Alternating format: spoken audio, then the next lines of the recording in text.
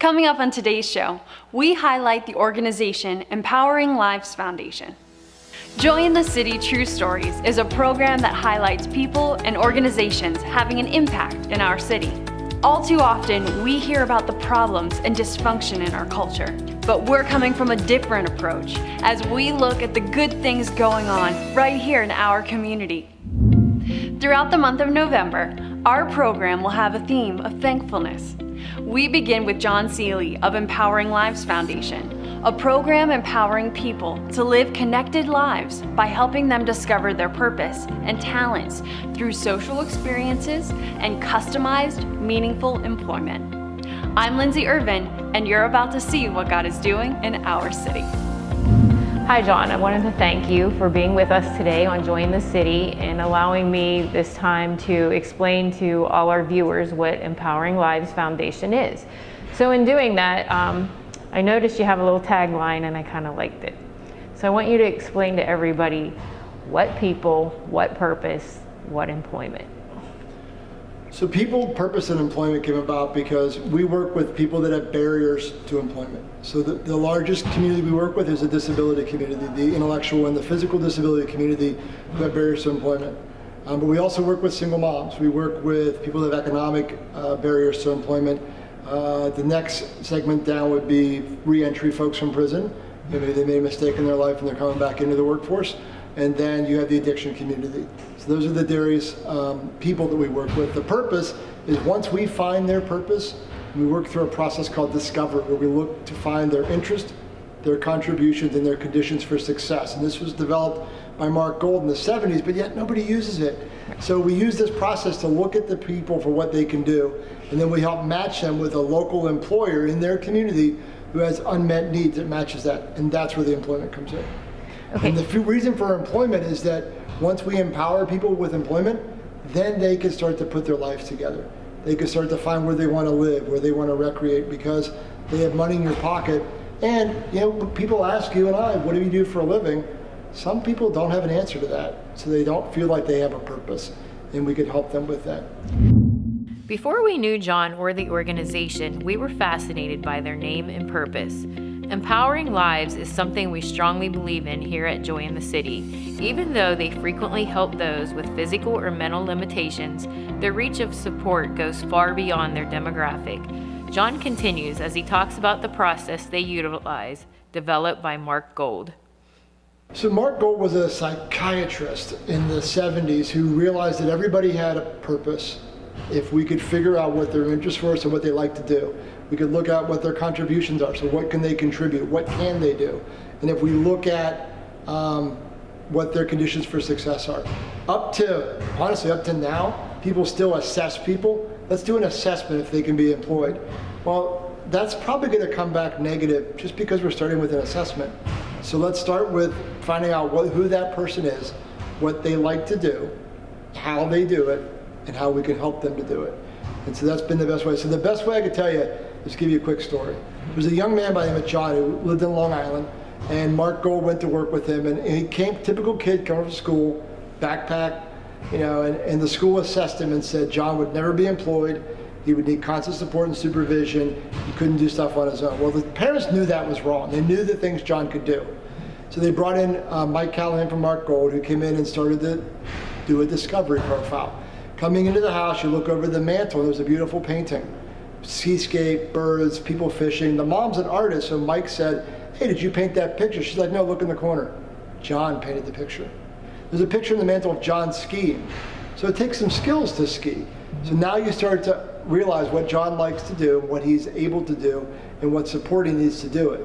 So what they found out was the local hospital in Long Island, much similar to hospitals around here, nurses spend 25–30% of their day not nursing, not taking care of patients, but filling out charts and graphs and running things around and filling their carts. Well, John, who has cerebral palsy, is in a wheelchair, can do that anytime at the drop of a hat. So he now does all the stuff that supports the nurses. Nurses can spend 95–100% of their day taking care of patients. John makes $14 an hour. He's been there for 5 years. He owns his own house in Long Island and still paints paintings on the side. That's what you can do through Discovery. But so many people that have these barriers, they're never told they can dream. They're never told they can be empowered. They become part of the system. So if we can change that, we can change our communities. John and his wife, Juanita, work together in their efforts to provide opportunities for so many. He continues as he explains her role in the organization. So Juanita and I founded this 3 years ago.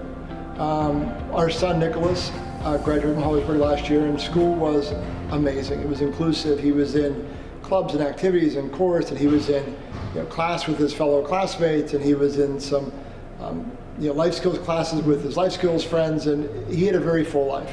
But when we look beyond school, there's non-employment opportunities. People still get segregated, put in the boxes in our communities, and they're not allowed to live the full life that they want to do and make the choices they want to make. And so we looked at that and thought we should change that. So both of us have a business background.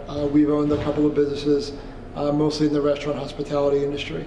And so we looked at how can we help people with employment. And that's how we got started. That's why the People Purpose Employment. But as we got people employed, we realized that they would come back and say, hey, can you help me go to the gym? Or can you help me to move out on my own? Or can you help me go volunteer? And sadly, at that point, we would have to say, no, we could just help you with employment. But today, we're approved as an agency provider for the Office of Vocational Rehab and the Office of Developmental Programs to support people in employment and in building their lives at home and community supports. So Juanita runs that part. She's also our Director of Community Engagement and Social Engagement. So she runs all the social activities and things that we do with people as well.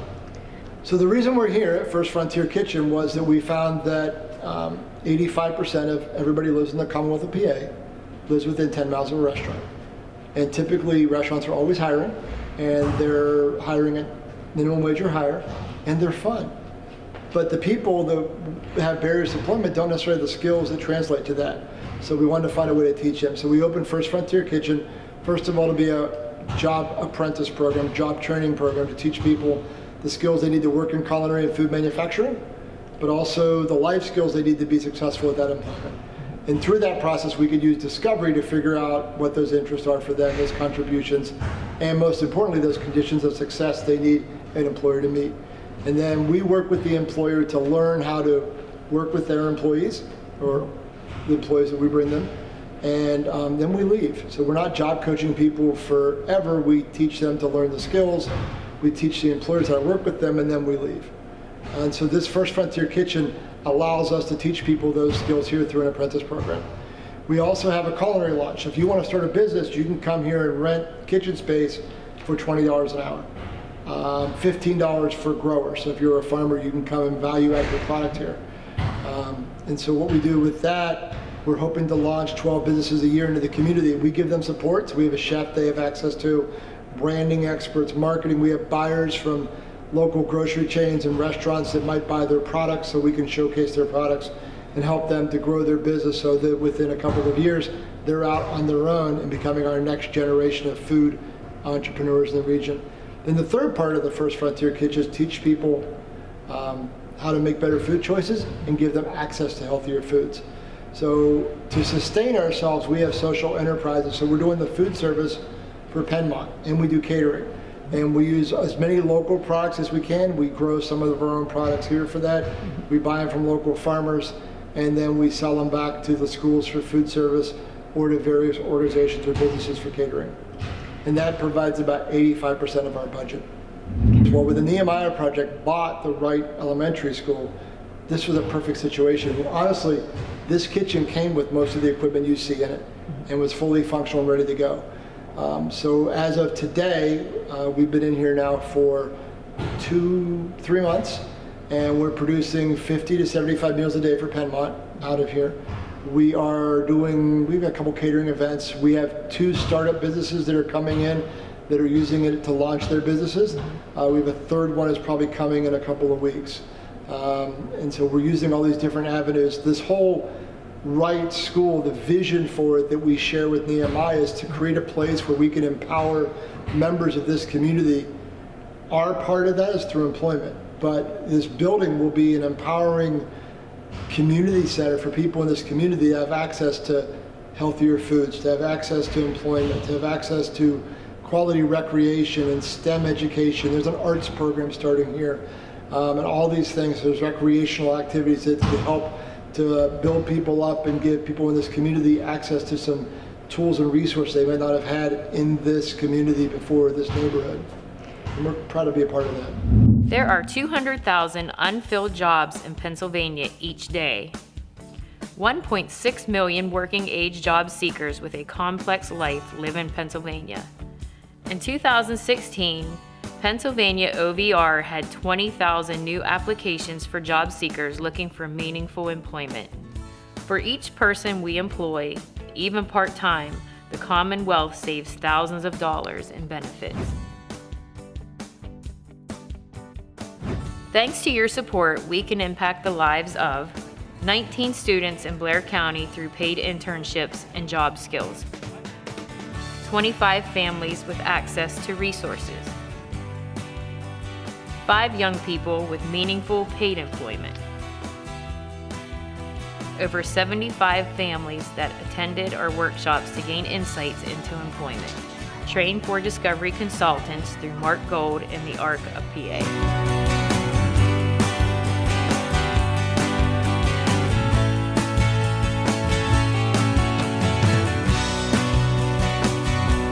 Local employers need reliable, motivated, and conscientious employees.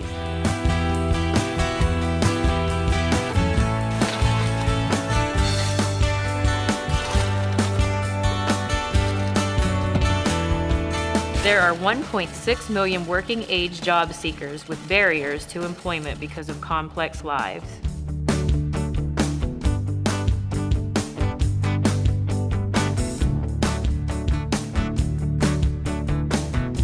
Your support of the Empowering Lives Foundation has impacted 316 lives towards employment, and that helps build stronger communities.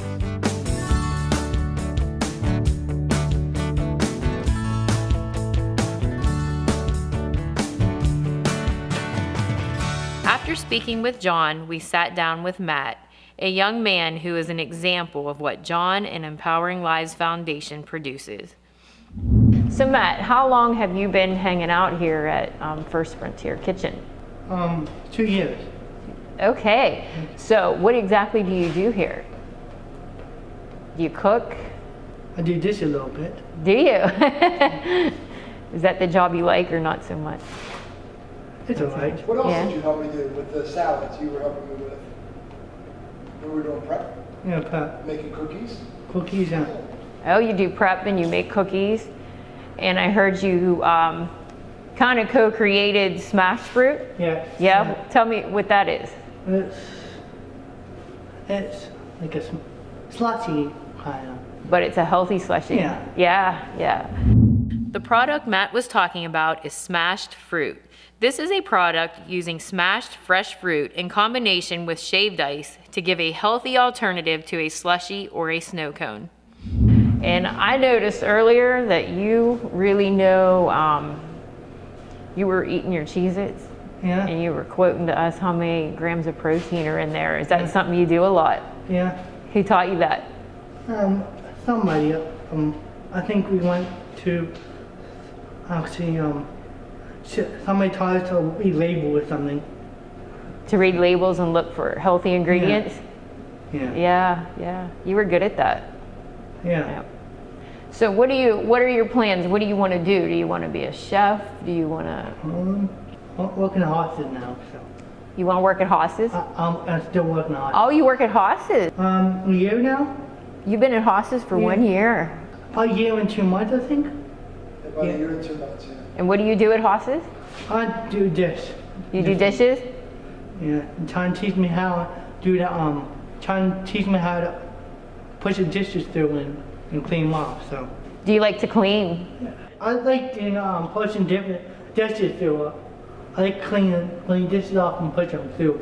So you made a lot of friends at Haas's. Yeah, And you like going to work there? yes I do. Hopefully, if they don't give me more hours, I'm just gonna get a new job. Hopefully. Oh, you want to work more. Yeah.